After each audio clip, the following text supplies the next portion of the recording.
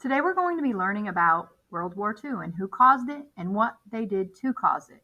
While I'm reading, pay attention to those things. Who was involved and what were they doing that got them into World War II? So we will begin on page 776. The totalitarian governments that arose in Japan and Germany had strong imperial ambitions. They began advancing into surrounding territories. European leaders hoped to avoid war, and the United States was wary of getting involved.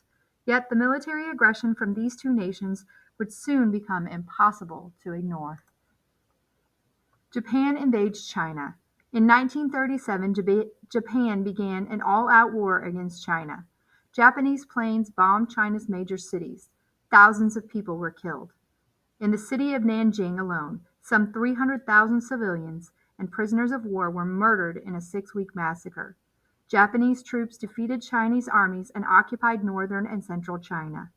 The Japanese advance into China alarmed American leaders.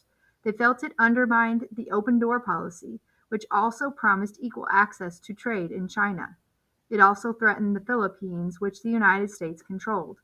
Nevertheless, isolationist feelings remained strong among the American people and kept the United States from taking a firm stand against the Japanese. Americans react to Japanese action in Asia.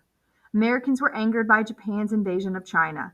The United States did not want Japan to become an imperial power in Asia. However, the country did not support going to war against Japan. For many, the conflict in Asia was far away. It did not have a direct impact on their lives.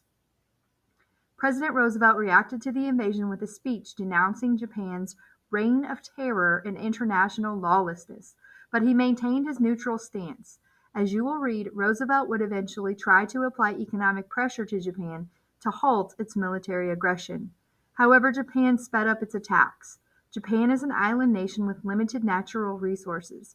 It had its eye on British and Dutch colonies in Southeast Asia that were rich in oil, rubber, and other raw materials that its military could use. Americans were concerned as the conflict in Asia spread. However, the United States would not go to war with Japan unless Japan attacked the United States directly. German expansion. In Europe, Hitler continued his plans for German expansion.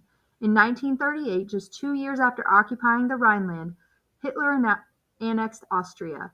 This action again violated the Treaty of Versailles. Once again, Britain and France took no action against Germany. Later that year, Hitler claimed that Sudetenland, the western part of Czechoslovakia.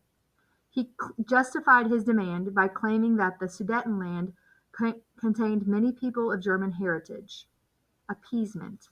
Britain and France had signed treaties to protect Czechoslovakia, but were reluctant to go to war. The two nations sought a peaceful solution. In September 1938, the leaders of Britain, France, Italy, and Germany met in Munich, Germany. At the Munich conference, Hitler promised that Germany would seek no further territory once it had acquired the Sudetenland. To preserve the peace, Britain and France agreed that Germany should have the Sudetenland. Then this practice of giving into aggression in order to avoid war is known as appeasement.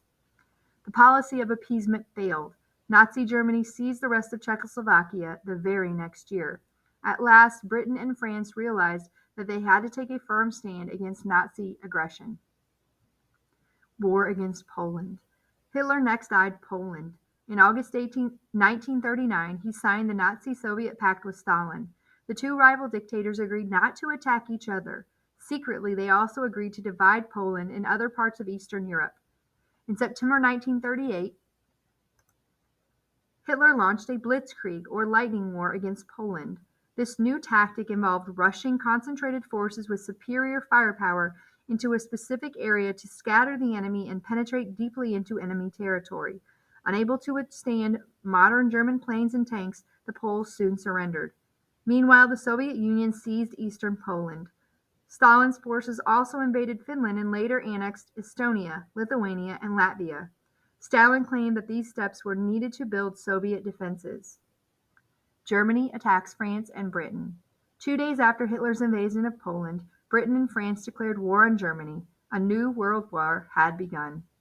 World War II was truly a global conflict. Military forces fought all over the world. Italy, Japan, and 6 other nations joined Germany to form the Axis powers.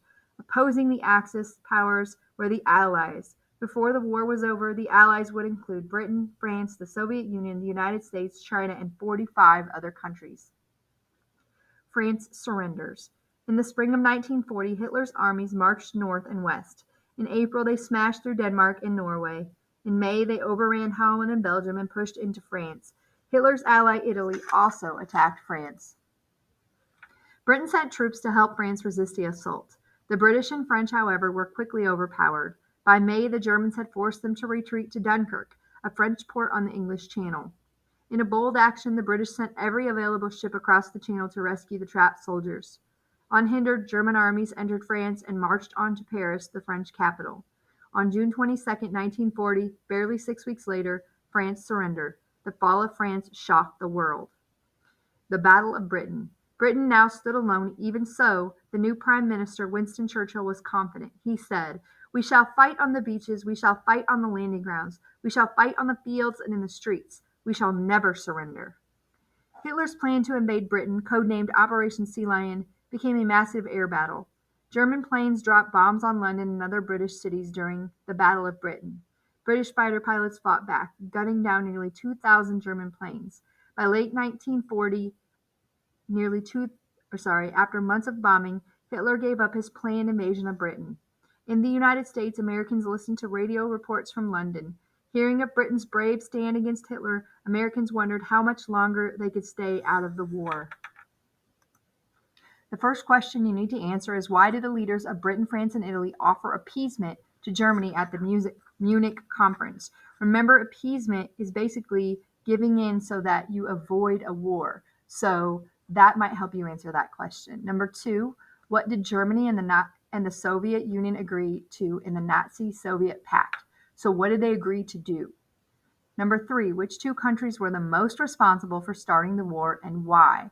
I mentioned Japan and Germany, so those are your two countries. Now you tell me why. And the last thing you need to do is fill in the timeline. In the white spots that are blank, you need to either tell me the date that the event happened or what was the event that goes with the date.